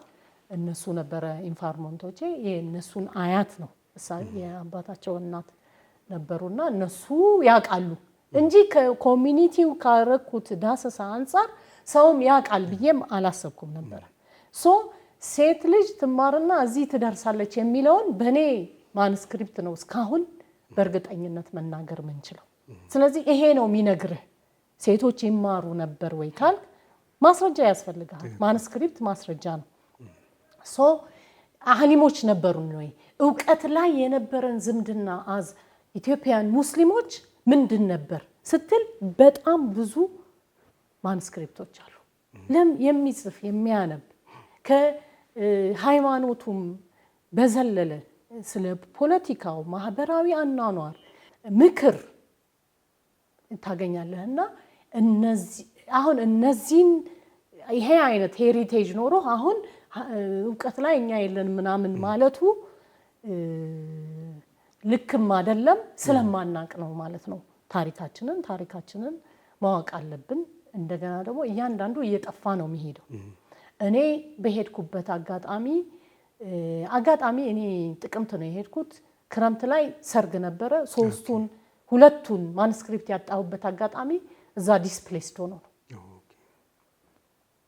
ያ በጣም ጥሩ አሁን በዚህ የትምህርት ዘርፍ ላይ እያስተማርሽ ነው ያለሽው ተመሳሳይ ጥናቶች እየተካሄዱ ነው ሌሎች ተማሪዎች ምን ይመስላል አጠቃላይ ያለው የትምህርቱ የተማሪዎቹ የጥናት ሁኔታ በተለይ አሁን ቅድም ካነሳ ነው እስላሚክ የሆኑ ጥናቶች ላይ ምን ያህል ሰፊ ጥናቶች በተለያየ አካባቢ እየተካሄደ ነው ቅድም ያነሳናቸው 10 ቋንቋዎች አሉ አላቅም በሌላ ቋንቋዎች ብዙ ቋንቋ እኛ ሀገር አለ ይባላል የጥናት ሁኔታው አጠቃላይ አሁን ያለበት ሁኔታ ምን ይመስላል ያ እንግዲህ አሁን ወደ 19 ዓመት 20 ዓመት እየተጠጋ ነው ከተከፈተ ተማሪው ሁሌ የለም እስካሁን 59 ጽሁፎች ወጥተዋል በፒኤችዲ እና በማስተርስ ሂውጅ ነው ዳይቨርሲቲው በጣም ሰፊ ነው ብዙ በጥናት ደረጃ ያልተካተቱትን ዓሊሞች ምንድነው ማህበረሰቦች ያካተተ ነው ዳይቨርሲቲው በጣም እንዳልኩ ሀላባ አለ ቀቤኛ ትግርኛ ኦሮሞ በጣም በሰፊው ተጠንቷል አንዳንድም ቢሆን አለ ቢያንስ ማለት ነው ግን በቂ አይደለም እኛ ታሪካችን አልተጠናም ኢትዮጵያ ላይ የኢትዮጵያ ሙስሊሞች ታሪክ አልገባበትም በበቂ ሁኔታ ሪፕሬዘንትድ አይደለም ብለን እንሟገታለን ትልቅ ቻንስ ነው ይሄ ትልቅ ቻንስ ነው የተጻፉ ነገሮችን በራሳችን ሰዎች የተጻፉትን ዶክመንት አገላብጡ ከነ ማስረጃው ስለሆነ እዚህ መታመጣው ይሄ አይነት ቻንስ ከየት ይመጣል ከፍተኛ የሆነ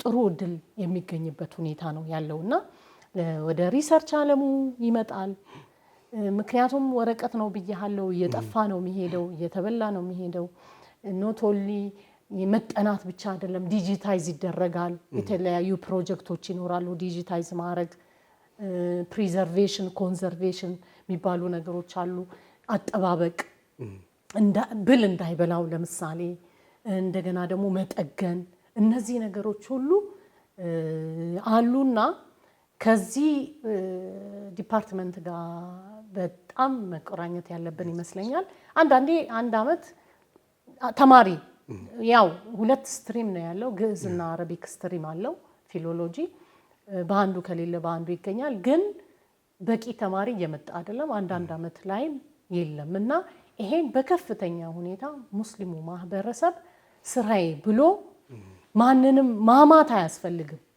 ማለት ለማማት አንደኛ ነን እድል ሲመጣ አለ መጠቀም ይሄ ልክ አይደለምና የቋንቋ ዕውቀት ይፈልጋል የአረብኛ ቋንቋ ዕውቀት ይፈልጋል የአረብኛ ቋንቋ ዕውቀት ይፈልጋል እሱም አንድ ችግር ነው ብዙ ተማሪ ለማግኘት አረብኛ የሚያውቅ ሰው ብዙ አለ የዛ ችግር እኮ ብዙ የለም ምልህ በአመት 3 ተማሪ ከግዙ ጋር ተደምሮ 3 ተማሪ 2 ተማሪ ካለን በቂ ነው ብዙ አይደለም የሚፈልገው ብዙ ሰው አይደለም እና ከዚህ አንፃር ትኩረት ሊሰጥበት ይገባል በዛው በጣም ጥሩ እንግዲህ ይሄን የምትከታተሉ የቋንቋ ችሎታ ያላችሁ እና በፊሎሎጂ የትምህርት ክፍል የኢትዮጵያን የእስላማዊ ማኑስክሪፕቶችን አጥንታችሁ በማስተርስም በፒኤችዲም ደረጃ ትምህርቱን መከታተል ለምትፈልጉ በዚህ አጋጣሚ ጥሪ ቀርቧል በጣም የተማሪዎቻችን ቁጥር አነስተኛ ነው እየተባለ ነውና እድሉን ተጠቀሙበት አሁን ምን እየሰራሽ ነው ያው እንግዲህ አስተማሪ ነኝ አስተምራለሁ ከማስተማር ጎን ለጎን ከማስተማር ጎን ሪሰርች አለ ማስተማር አለ ሌላው አይ ቲንክ ትልቅ ነገር ስፔሻሊ 2017 ላይ ከልጆቼ ጋር የጀመርኩት ትልቅ ነገር ነው ብዬ ያስባለሁና ስለዚህ ከልጆች ጋር የሆነ ፕሮጀክት ጀመርሽ የመጀመሪያ ልጅ ያመጣው ድሪም አለና እሱ ላይ ኢንጌጅድ ከማስተማርና ከሪሰርቹ በተጨማሪ በዚህ ላይ ኢንጌጅድ ነኝ ምንድነው ያ ልጅሽ የጀመረው ፕሮጀክት ወይ በጋራ የጀመራችሁት ፕሮጀክት ኦኬ ምንድነው ይሄ የ12ኛ ክፍል ተማሪ ብዙ እየወደቀ ነውና ምክንያቱ ምንድነው የሚል በጣም ከፍተኛ ፍላጎት አደረበት ይሄን ነገር መቅረፍ ያስፈልጋል በሚልና በሙያ ሲቪል ኢንጂነር ነው ነገር ግን ራሱን ሶፍትዌር ኢንጂነሪንግ አስተማረ ዌብሳይት ዴቨሎፕ አረገ እንደገና ደግሞ ኤጁኬሽን ኢለርኒንግ ላይ ፕላትፎርም አዘጋጀ ሁሉ ለርን ይባላል ሶ ፕሮብለሙ ምንድነው የሚል ነው የኛ አናሊሲስ በዚህ በሁሉ ለርን ፕሮጀክታችን ምንድነው አንደኛ የመምህራን ብቃት እና እጥረት ይሄን እንዴት ነው ምንቀርፈው የሚል ነው ስለዚህ ጥሩ የሚባሉ መምህራኖቹን በየሳብጀክቶቹ እየመረጡ ቪዲዮ ማጠናከሪያ እንዲያረጉ ማድረግና ቪዲዮ ሲያስተምሩ መቅረጽ ኦኬ ሁሉ ለርን ምንድነው የሚሰጠው ለተማሪዎችና ለመምህራን በቪዲዮ የታገዘ ትምህርት ስልጠና ነው የሚሰጠው ነው አስተማሪዎች ይቀርጻሉ ያስተማሩ ይቀርጻሉ ያንን ልጆቹ ይከታተላሉ ለልጆች እንግዲህ በተለያየ ቦታ ላይ ያስተማሪ ጥረት አለ ባይዘው አዲስ አበባ ብቻ አይደለምና ያለው ሀገር አጠቃላይ ኢትዮጵያ ላይ ላሉ ተደራሽ ማድረግ ሁለተኛ አድቫንቴጁ ምንድነው መሰለህ ኢለርኒንግ አንዴ ከቀረጽከው በኋላ ለሁሉም ማዳረስ ትችላለህ አሁን የኛ መነሻ ምንድነው መሰለህ አንድ አስተማሪ ጥሩ አስተማሪ ቱተር ቤትህ እንዲያስጠና ስትቀጥር በሰዓት ነው የምትከፍለው እነዚህን ከኢኮኖሚ አንፃር እነሱም ብዙ ካለ መሆናቸው አንፃር ማዳረስ አችልም ስለዚህ ይሄን የምናዳርሰው በኢለርኒንግ ነው አሁን ልጆቹ ሞባይል እጃቸው ላይ ገብቷል ብዙ ሰው ይጠቀማል ስለዚህ የሚጠቀሙት ከቲክቶክ እና ከዩቲዩብ ባሻገር ወይንም ከአካዳሚክስ ባሻገር የሆኑት ብቻ ሳይሆን ለአካዳሚክሱም እጃቸውን መክፈት አለባቸው ወደ ሞባይላቸው የሚል ነው እዛ እጃቸው ላይ እንዲገባ አክሰሰብል ጥሩ መምህራንን አክሰሰብል ማድረግ ነው እና ይሄን ይመስላል ያው እንዴት ነው አሁን ሁሉ ለርን በየቤቱ ሰው ያው ኦንላይን ነው ብዬ ነው ትምህርቱ እንዴት ነው ተደራሽ የሚሆነው የተቀረጸ ነው ባይዘው እየተቀረጸ ለተማሪዎች አንዴ ይቀርጻል እንዴት ነው አክሰስ የሚያደርጉት ይሄንን ሁሉ ለርንን ሰብስክራይብ ማድረግ ነው ይሄን በማግኘታቸው የሚከፍሉት ነገር አለ እሱን እስቲ ግልጽ አድርጊልኝ ምንድነው ያ እንግዲህ ሁሉ ለርን በሰብስክሪፕሽን አለው በነፃ አለው ቪዲዮዎቹ ስፔሻሊ የ11ኛ እና የ12ኛ ሙሉ ተጠናቋል ሁሉም ሳብጀክት አስተማሪ ያስተማራ አለ ይሄን በተወሰነ ደረጃ በነፃ ያገኙታል hululearn.com ብለው ዩቲዩብ ላይ አለ ሙሉውን ለማግኘት ክፍያ አለ በጣም ተመጣጣኝ ነው ይሄ እያንዳንዱ ሰዓት ለእያንዳንዱ አስጠኝ የሚከፍሉትን በጣም ከፍተኛ የሆነ አክሰሲቢሊቲ ከብር አንፃርም ከዛ አንፃር ነው ያልኩህና በጣም የወረደ ነው። አጠቃላይ ሙሉውን መግዛት የሚችሉበት አቅም ቺፕ የሚባል ነው። አንድ ይሄ ነው። ሁለተኛ በነፃ ያለ ነገር አለ። አሁን ለምሳሌ 11 እና 12ኛ ቪዲዮ ኦልሬዲ ተቀርጾ አልቋል ብያለሁ። የ9ኛ እና የ10ኛን በተመለከተ ኖቶች አሉ። ይሄ በነፃ ነው። እያንዳንዱ ቻፕተር ላይ ኖት የወጣ ምክንያቱም ሁሉንም ሳብጀክት እያንዳንዱን መሄድ አትችልምና ኖት ማግኘት ይችላሉ። እንደገና ደግሞ ሌሎች አጠናን ዘዴዎች አሉበት። ካርድ አጠናን ዘዴዎች አሉበት። አንድ ጥያቄ ጠይቀህ በካርድ የሚመጣል ካርድ ፍላሽ ካርድ የሚባል አለ። ፍላሽ ካርድ እና ኖት ለ9ኛ እና ለ10ኛ ክፍል ያገኛሉ በነፃ ለሁሉም። 11ኛ እና የ12ኛ በተመለከተ ቪዲዮ አለ። ፍላሽ ካርዱም ኖቱም አለ። የተወሰነ አመት የማትሪክ ጥያቄዎች ከነመልሱ እያንዳንዱ ኢንተራክቲቭ ነው። እየሰራህ ራስህን የምትገመገምበትና መልስህን የምታይበት አንድ እየሰራህ ወይንም ሙሉውን ሰርተህም ከዛ በኋላ መልስ የምታይበት ይሄን ፕላትፎርም ነው እያዘጋጀን የነበረው እያዘጋጀን ያለ ነው ማለት ነው። ስለዚህ አሁን ከማስተማር ጎን ለጎን ከልጆች ጋር ይሄን ስራ እየሰራች ነው። እውነት። ስለዚህ ተመልካቾቻችን በዚህ አጋጣሚ ሁሉ ለርንን በተለይ ደግሞ የ12ኛ ክፍል ተማሪዎችና ከትምህርት ስራ ጋር ግንኙነት ያላችሁ ይህንን ሁሉ ለርንን ሰብስክራይብ አድርገው እዩት እስቲ።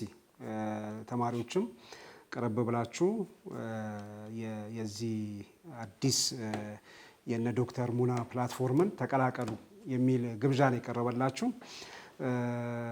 ሶ ምን ቀረን መጨረሻ ላይ? ያ እንግዲህ አሁን ላስት ዊክ አንድ ኢንተርናሽናል ኢትዮጵያን ስተዲ ኮንፈረንስ ነበር አዋሳ ላይ። በየ3 አመቱ ዓለም ላይ ኢትዮጵያን የሚያጠኑ ሁሉ የሚገናኙበትና ምናልባትም የቅርብ ጊዜ ጥናቴ ይሄ ነው። ወቅፍ ዶኪመንት እያጠናው ነው ያለሁት።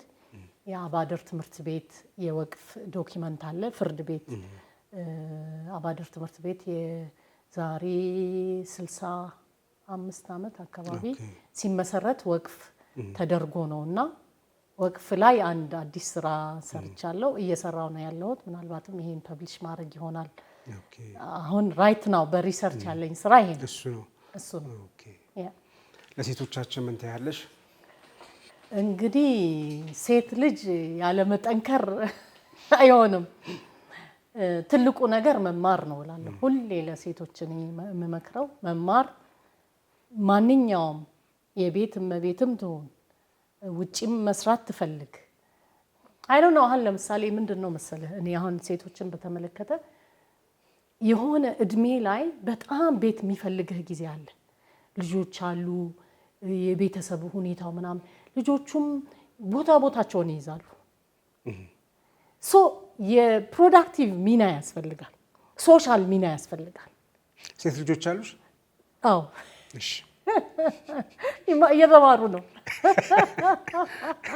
አንዷ አርክቴክት ናት። ሁለተኛዋ አሁን ፎርዝ ይር ዘንድሮ ግራጁዌት ታደርጋለች። አዲስ አበባ ዩኒቨርሲቲ ተማሪ ናት። አንዷ የመጨረሻ ትንሽ ናት፣ 8ኛ ክፍል ናት። እና ያው እኔ አስተምራለሁ። እኛ ቤት ባይዘው እህቶቼ 9 ነን ሴቶች፣ ሁሉም ተምሯል። ያ ተምሮ ፕሮፌሽናል ነው እንዳልኩህ ነው። ያው ሴት ልጅ ብቃት ሊኖራት ይገባል ለሁሉም ነገር፣ ለሙያውም ቢሆን። ከዛ በኋላ ደግሞ ቦታ ሲይዙ ደግሞ ማህበራዊ ህይወት ይቀጥላል። የማጀት ብቻ አይደለም። ሁሉንም የህይወት አይነት በሰክሰስፉሊ ልጅ ሲኖር ቤት ውጭም ያው የሚያስፈልገውን ማንኛውም እንትን ሚና መጫወት ትችላለች እና ሴት ተጠቀሙበት ነው። ተመልካቾቻችን እንግዲህ እስካሁን የነበረን ቆይታ ከዶክተር ሙና አቡበከር ጋር ያው ረጅም ጊዜ ወስደን የህይወት ታሪኳን የትምህርት ህይወቷን እና ደግሞ በአዲስ አበባ ዩኒቨርሲቲ የነበራትን የጥናት ቆይታ ከሌሎች መልእክቶች ጋር አያይዛ ጥሩ ጨዋታ አድርገናል። በነበረን ቆይታ ብዙዎች እንደተማራችሁ አዲስ ነገር እንዳገኛችሁ ተስፋ እናደርጋለን። የነጃሺ ቲቪ ዶክተር ሙናዚ ድረስ መታ ይህንን ልምዷን እውቀቷን ስላካፈለችን ከልብ እናመሰግናለን። በተመልካቾቻችን ስም ለነበረን ቆይታ በዚሁ እያመሰገንኩ በዚሁ እናጠቃልላለን። እኔም አመሰግናለሁ።